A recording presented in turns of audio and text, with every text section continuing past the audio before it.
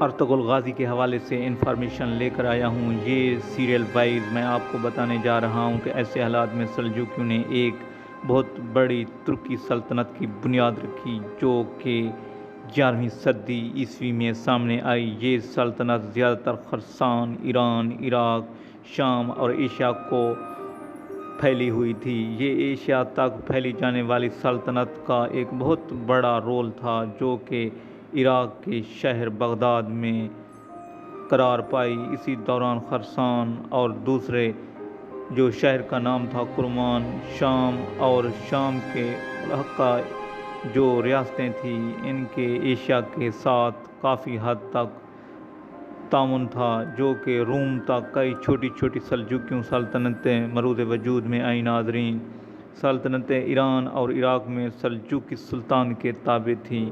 یہ سلجوکیوں نے بغداد کی عباسی خلافت اور اس کے مذہب اہل سنت والجماعت کی خوب مدد کی۔ یہ سلطنت ایک طرف ایران عراق میں شیعہ اور دوسری طرف مصر شام میں فاطمی از نفوذ کے درمیان میں گھری ہوئی زوال کے قریب پہنچ چکی تھی۔ ناظرین، سلجوکیوں نے یوں ہی اقتدار کا خاتمہ کیا اور فاطمی خلافت کے سامنے ڈٹ کر کھڑے ہو گئیں۔